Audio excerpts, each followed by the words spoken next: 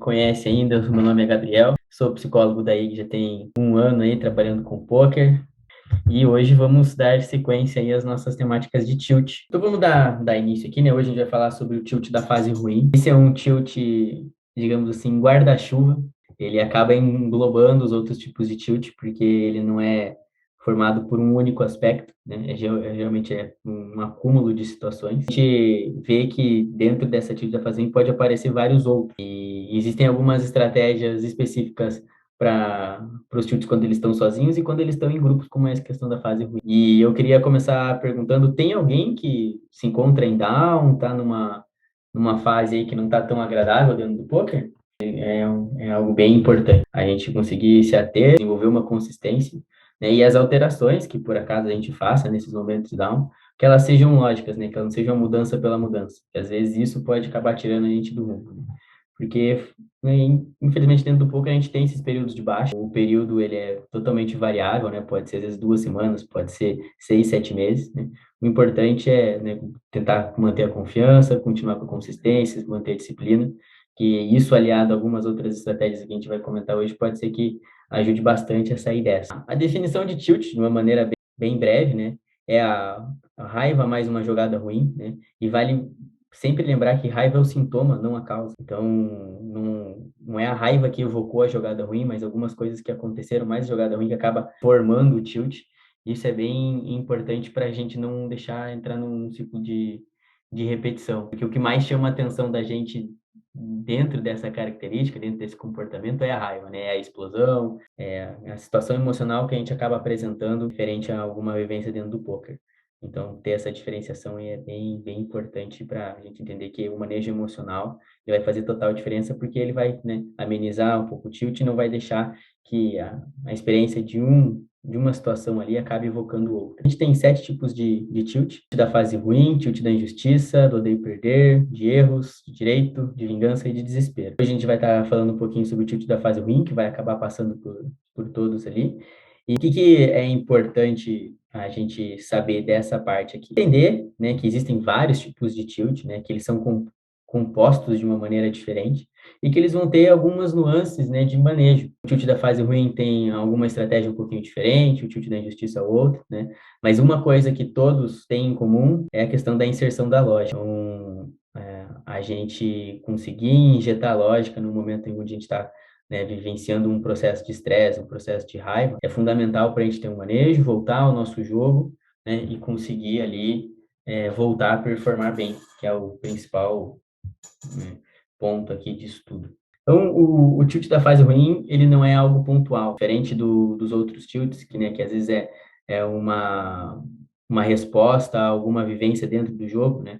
O tilt da fase ruim, ele vai se desenvolvendo ao longo dos dias. Então, ele vai acontecendo durante um período de tempo, né, que vai englobando várias coisas que podem estar acontecendo, né? Então, ele é caracterizado por ser um ciclo vicioso, né? Porque você entra em tilt, por exemplo, por cartas ruins, por causa de algum erro, porque, né, sentiu que era o teu direito de ganhar e não aconteceu, né? Isso faz com que você jogue mal, e aí você joga mal, isso faz você entrar em mais tilt, vai virando uma bola de neve. É algo que quando a gente, né, acaba não percebendo, aquilo vai crescendo a ponto de minar a confiança, ter uma autocobrança gigantesca por resultado, todos esses fatores que podem acabar prejudicando muito aí a nossa performance. Então, pensando aqui em alguns comportamentos que a gente pode ter bem comuns, assim, que exemplificam bem essa questão do tilt da fase ruim, algumas coisas assim que acabam chamando bastante atenção. Focado mais nos resultados do que na qualidade do game, a gente acaba desenvolvendo, né, por estar num período de down, não estar vencendo, né, trazendo um peso muito maior para as cravadas, os resultados importantes, os resultados maiores, né, o resultado importante, e acaba diminuindo um pouco a qualidade, o foco da qualidade do game, né? É algo que acaba transformando o curto prazo no poker, que a gente sabe que não tem uma relação tão concreta com a performance, é algo muito mais importante do que realmente é, porque conhecendo a estrutura do jogo, a gente sabe que o poker ele tem essa relação direta de performance com o longo prazo, né? Longo prazo, se você está performando bem, você vai ter resultado. Agora, com o curto prazo, não tem tanta essa relação, e quando a gente acaba colocando muita pressão, né, para ter resultado, né, para conseguir o dinheiro, isso, né, acaba facilitando com que a gente entre nesse tilt da fase ruim e se mantenha nele. Uma das principais estratégias é conseguir encontrar parâmetros de qualidade de performance, né? Como mensurar isso? O primeiro passo, né, é buscar um X1, né? Se você tem a possibilidade de ter um X1 no time, de fazer uma análise de performance, entender quais são seus leaks, buscar, né, outras informações, é muito legal, assim, para conseguir dar um direcionamento melhor dentro dessa fase ruim, né, e conseguir sair dela. Outra coisa também que acaba sendo bem sintomático dessa situação do tilt da fase ruim é o desequilíbrio do poker com o restante da vida, né? A gente acaba colocando tanta energia, tanta ênfase no poker, que tudo aquilo ali acaba aumentando. Então, as derrotas acabam ficando mais pesadas, né? As bads, né, mais difíceis de lidar, né? A gente acaba ficando mais sensível ao que acontece durante o grind. Isso acaba sendo um problema, porque a maioria dos estímulos negativos, e que a gente sabe que dentro do poker eles vão estar presentes, porque o poker é uma modalidade onde a gente mais perde do que ganha, acaba pesando muito mais e acaba tirando você da tua performance, né, do teu A-game. Então, ter esse equilíbrio entre poker e vida é bem interessante. E é mais pra gente comentar algumas formas de estabelecer isso de uma maneira mais positiva. E, por último, né, mas acho que é o mais sintomático dessa situação da fase ruim, o prever bad beat. Você joga o spot esperando que o vilão vai ganhar, você vai tomar uma bad beat, né? Que ele vai ter uma carta melhor, então vai se tomar um cooler. Né? Você joga já com a expectativa disso. E aí, quando isso se confirma, né? Você, tá certo mesmo, o jogo não tá a meu favor, né? Não sirvo para isso. Vem todos aqueles pensamentos que acabam prejudicando a gente aí na carreira a longo prazo. Então, né, esses são os comportamentos mais comuns, assim. Vocês conseguem relacionar com isso? Vocês já vivenciaram isso? Porque, na teoria, você não mudou aquilo que você está fazendo, você continua jogando da mesma forma, mas a simples maneira como você enxerga aquilo, de estar mais focado nos resultados e na qualidade, já acaba prejudicando muito a performance, né? Isso mostra, assim, quanto é importante essa questão mental dentro do poker, né? Então, é sempre o primeiro passo, assim, para a gente conseguir fazer um tipo de mudança, né? Identificar o período que a gente está vivendo, né, para saber quais são as características daquilo ali e traçar um plano de estratégia para fazer essas modificações. Ou não trazer toda a sua energia, assim, né, da vida para dentro do poker é importante, porque senão a gente acaba colocando uma expectativa tão alta ali dentro, quando acontece a frustração é tão alta quanto a expectativa. E isso acaba prejudicando muito, né? Não só performance, mas questão de bem-estar também, né? Porque quando você está só focado dentro do poker, parece que a tua vida gira ao redor daquilo, e quando aquilo não está dando certo, parece que a vida não está dando certo, né? Não é essa Sim, sim. relação que a gente precisa ter com o jogo, né? Obviamente precisa ter disciplina, precisa ter, né, ter uma importância, né, ter uma rotina voltada para aquilo, mas não ter todo o direcionamento da vida voltado para dentro do corpo. E são essas questões, assim, que é importante você continuar percebendo, né? Se você está mais descansado, se está performando melhor, isso que vai possibilitar com que você repita mais isso. Bem, estou jogando bem, né? E isso vai tirando o peso dessas situações negativas que a gente vai vivenciando dentro do jogo. Esse distanciamento, ele permite que a gente enxergue de uma maneira diferente o que está acontecendo, né? Não está dentro dessa situação.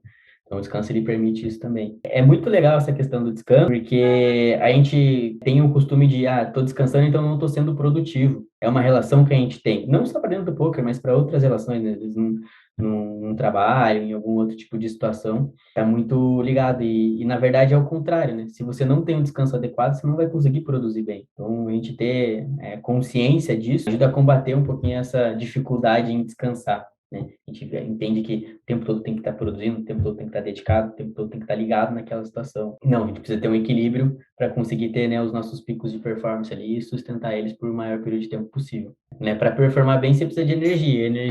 E a energia é finita, né? Então, vai ter alguns momentos que você vai precisar descansar para dar uma recuperada. Bem, e aí a gente citou algumas coisas que acontecem quando a gente está no tilt da fase ruim. O que a gente pode fazer, né? Quais são as estratégias iniciais que a gente tem para conseguir, né, sair dessa fase? Tem algumas estratégias aqui que são bem importantes, e uma delas eu quero propor para a gente estar executando junto, que é essa questão do equilibrar vida e poker, né? Então, eu vou deixar para falar por último, né? Então, a primeira, né, se é tudo habilidade no longo prazo, então você precisa focar no curto prazo, na habilidade, porque a gente tem essa informação, né, a gente sabe que realmente é uma verdade, de que performance a longo prazo ela vai trazer resultados. Então, como que a gente vai fazer, né? Então, a gente precisa focar a nossa habilidade no curto prazo. A gente está performando bem no curto prazo. E nisso, né, a gente tem alguns parâmetros que a gente pode estar prestando atenção para conseguir ver se a gente está performando bem. É muito comum, né, para gente que joga poker, focar em um desses pilares só, né? Quando a gente fala de performance esportiva, a gente fala sobre 4 pilares, né? O físico, o mental, o tático e o técnico. E o que geralmente acontece é que a gente acaba focando muito na parte técnica. Não está errado ter esse foco a mais na parte técnica, porque é onde você vai conseguir ver mais resultado, mas é um problema quando você foca apenas na parte técnica. Tem que ter um equilíbrio também nesse foco, né? Então, o que eu entendo, né? Acho que o que eu deveria para definir como parte técnica dentro do poker, né? A parte teórica, o GTO do jogo, né? Ou o MDA, agora está em alta também. Então, ter um bom conhecimento técnico, fazer os estudos, né? Revisar mãos, entender onde ali você pode explorar mais algumas situações, está tudo dentro da parte técnica. Então, focar nessas questões, nos estudos, nas estatísticas, ela vai ser muito importante a curto prazo. Quando a gente fala da questão física, né? A questão física dentro do poker, ela não é muito exigida, mas você precisa ter um mínimo ali, né? Praticar uma atividade física que seja, né? Seja academia, seja caminhadas, né? Mas se manter ativo fisicamente, porque isso vai possibilitar você a performar mais, né? Não sei se alguém aqui já grindou com dor. É horrível, né? O foco fica muito dificultado, né? É difícil de manter o processo lógico a 100%, então a gente acaba perdendo alguns spots. A parte, né, física, ela vai trazer uma importância muito grande para o nosso jogo e para a nossa performance ali, né, no curto prazo. A parte tática, né, dentro do poker, eu entendo muito como uma montagem de grade. Geralmente os times eles fornecem uma estrutura base, né, eles vão te fornecer alguns limites, então você vai daqui até ali, mas a gente acaba personalizando a nossa grade é fundamental. E como que a gente pode fazer isso? Todo mundo que conhece Sharkscope, né? Dentro do Sharkscope, a gente consegue fazer uns filtros que vai evidenciar onde que o nosso jogo está operando mais, né? Está tendo uma melhor performance. Então, né, abrir o Sharkscope, entender, faz o filtro lá, como é que tá os meus torneios regulares, tá? Tô performando assim, assim, assim. Tô com tanto tipo de finalização precoce, né? Tô com isso de profit, minha capacidade, que é a forma que o Sharkscope avalia a tua performance, né, de jogo, tá em tal número, né? Aí vai lá e abre só os turbos, aí abre lá os bounce, né? Então, vai fazendo esses recortes para você conseguir potencializar isso. Então eu não tô indo tão bem nos regulares. Eu vou aumentar um pouquinho meu foco nos bounce, né? Nos PKOs. Então, ter essa visão tática do jogo é importantíssimo, né? Entender se você precisa, né, fazer mais estratégia max late reg ou não, né? Como é que você está operando com short stack, né? Como é que você está jogando com um stack de tamanho médio, né? Um tamanho grande, para você saber a hora que você vai entrar no torneio, se vai entrar muito early, se não, né? É combinado também com a estrutura dele. Todas essas estratégias, né, são bem importantes ter bem definidas, né? Junto com uma boa organização de rotina, que isso vai propiciar que você seja mais efetivo. É aí que entra essa parte tática. Você conseguir montar uma grade que seja prazerosa para jogar é fundamental, porque isso vai te dar mais confiança, vai te dar mais motivação, né? A gente geralmente tem aqueles torneios que a gente acha que vai melhor, né? Então, englobar eles ali é muito legal, né? Ter esse planejamento diário, assim, para você não acabar entrando atropelado no grind, é muito bom, né? Porque o nível de ansiedade não começa alto. Né? Então, a gente tem algumas estratégias aí muito boas e acho que o principal mesmo é essa autopercepção do motivo da queda. Porque você acaba estimulando um olhar para dentro e, né, essa questão dos aspectos mentais, elas vão ficar mais fáceis de serem identificadas e manejadas também. E assim, né? Quem às vezes não tem tanta facilidade para fazer essa montagem de grade, né? Às vezes conversar com outro pessoal, com outras pessoas do time, né? Às vezes pegar, conversar com um jogador mais experiente, né? Ele vai conseguir dar um direcionamento bem bacana, assim, né? Mas essas autoanálises, assim, geralmente onde a gente consegue ter, né, ideias tem mais sentido para a gente, porque daí é uma ideia mais individualizada, mais personalizada. A planilha, né, como os torneios eles acabam se repetindo, né, aí a gente acaba não sentindo a necessidade dela. Você já tem o controle, né, vocês estão no grind todos os dias ali, já meio que decoram quais são os torneios que vão jogar ou não. Mas quando, né, como o Hugo comentou ali agora, quando você vai fazer algum tipo de modificação, né, a planilha ela é muito mais visual, então você já consegue entender onde que você vai fazer essas modificações, né? Como, por exemplo, vou abrir o meu Shark ali e vou fazer uma leitura de como está a minha performance nos diferentes tipos de torneio. Aí você vai na tua planilha, você já arrisca, já sabe que tipo de torneio que você pode inserir, né? Fica mais fácil a visualização. A planilha, ela vem ajudar também, né? Guarda tudo tem tudo de cabeça. Como uma maneira ali de trazer um pouco mais de tranquilidade, assim, esvaziar um pouco mais a cabeça. Algo bem individualizado isso, né? Tem gente que, né, tem essa necessidade de fazer a planilha, tem gente que não, né? Mas é entender que ela pode ter, né, alguns benefícios no sentido de principalmente aliviar um pouco a questão da cabeça. É uma informação a menos que você está guardando ali que você pode estar utilizando no grind. Às vezes a pessoa identifica que isso não faz tanta diferença, assim, eu pessoalmente, né, vejo que quanto mais coisas anotadas, mais alívio eu tenho para a cabeça, mais fácil vai ser manejar minhas emoções. Então, pô, tô ali com a cabeça mais tranquila. Vou tomar uma bad, fica muito mais fácil de lidar com isso do que se tô com a cabeça cheia de coisas. Mesma coisa para, né, problemas off, né? Quando a gente tá com mais problemas off poker, fica mais difícil de fazer esse manejo. Então, obviamente não é na mesma intensidade, né? É uma coisa muito menor, mas já é uma ajuda que é algo que você pode estar fazendo para melhorar a tua performance. Bem bacana essas estratégias, né? Realmente tem, como o André comentou, fazer, né, diariamente ele pode ter essa questão de trazer uma tranquilidade a mais, né? Ficar um pouquinho mais de boa para iniciar o grind. E assim, né, para quem costuma fazer essa planilha, tem uma ferramenta muito bacana, que é, pelo menos que eu gosto, que é o Free Alarm Clock. Não sei se vocês conhecem. É um despertadorzinho que você baixa para o Windows, e aí você coloca né, você tem a tua planilha, você coloca o horário de início dos torneios, e o nome do torneio e o programa, aí ele desperta, já vem com o nome do torneio, você só vai lá e clica, né? Você perde menos tempo, né, abrindo tua planilha. Então, voltando aqui, né, falando das outras coisas, né, a gente falou da parte técnica, da parte física, da parte tática agora, né, que é montagem de planilha. E tem a parte mental. A parte mental, ela é mais abstrata que as outras, né? É difícil a gente conseguir ter um número para representar a nossa parte mental, né? Um dado concreto a respeito disso. Mas estratégias, né, como a de anotar os motivos da queda, é algo que ajuda muito para a gente ter uma ideia de como está a nossa parte mental. Outra coisa que facilita muito é um diário de grind, né? Que é um pouquinho diferente, que é o seguinte: você terminou o grind, abre um bloco de notas, né? Às vezes um canal no Discord, algo assim para você anotar e discorra como que foi o teu grind, né? Ah, hoje o meu grind foi bom, eu me senti bem durante ele todo, tomei algumas bads, mas consegui me recuperar rapidamente, né? Por mais que não tenha tido resultado, senti que performar bem. É um diário ali, né? Então, e você fazendo isso ao longo do tempo, você vai começando a conseguir ter uma facilidade muito maior para entender o que está acontecendo internamente. E aí que começa a perceber, tô espiusando por causa disso, tô sendo muito tight, tô forçando muito no river, não tô dando fold ali. Por quê? Porque a parte mental, ela acaba, né, impactando, né? Tô levelando em algumas situações.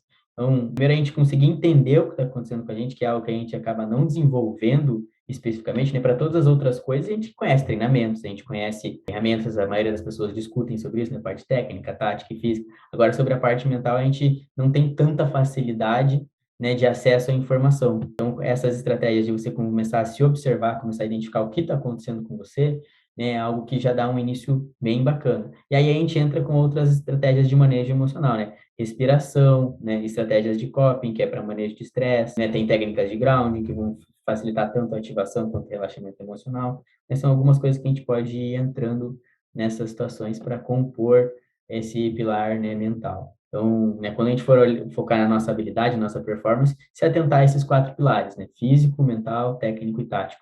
Tentar dar um pouco de atenção para todos, que, né, mantendo eles em equilíbrio, né, um nível bom, a tendência é que a tua performance ela seja boa, né? Porque é isso que está compondo ela. Falar um pouquinho sobre a estratégia de reservar uma vitória. Essa é uma estratégia bem arriscada, né? Mas que acaba funcionando aí para a gente conseguir começar a colocar um pé para fora dessa fase ruim. O que é reservar uma vitória? É você criar algumas condições específicas para facilitar um resultado melhor. E é aí que está o risco, né? Não é uma relação direta, né? É uma facilidade e que a gente não consegue fazer em qualquer campo, não é tão fácil, né?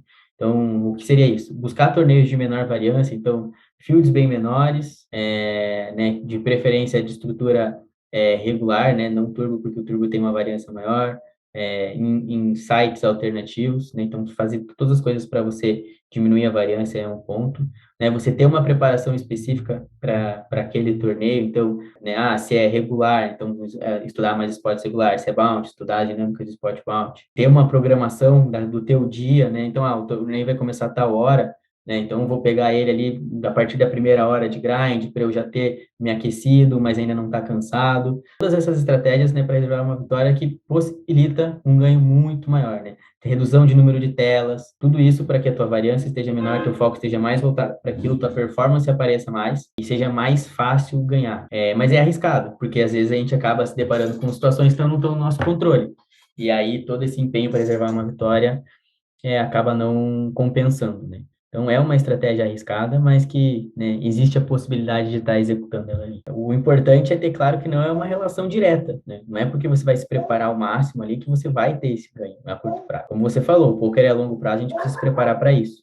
Eu não gosto, não sou muito fã dessa estratégia, né, mas estou aqui apresentando para vocês porque é uma alternativa para esse momento, mas que eu considero também bem arriscado. E por fim, né, acho que a última estratégia ali de pra gente comentar é equilibrar vida e poker. Tem algumas coisas que a gente pode fazer em relação à organização de rotina e tem algumas coisas que a gente pode fazer pontualmente. Em relação à organização de rotina, você ter espaço para atividade de lazer e atividade de descanso. Eu sei que tem muita gente aí no Insight que tem um trabalho tradicional e joga poker ainda, fica com o tempo bem reduzido, mas ter a oportunidade de estar ali desenvolvendo o hobby, né, ter relações sociais, né, tá, sair com amigos, né, com as pessoas que gostam, é importantíssimo para que você tenha uma boa performance também.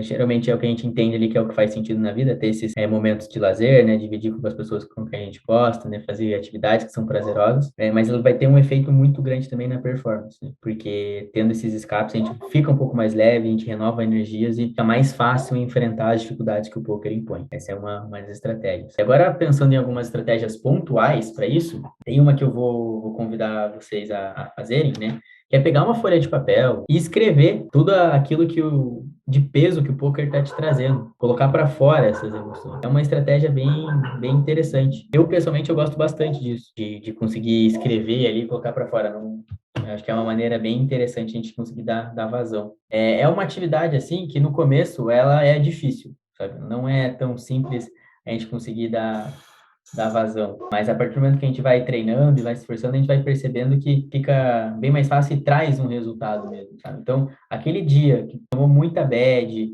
o nosso dia foi bem cansativo, bem doído do poker, né?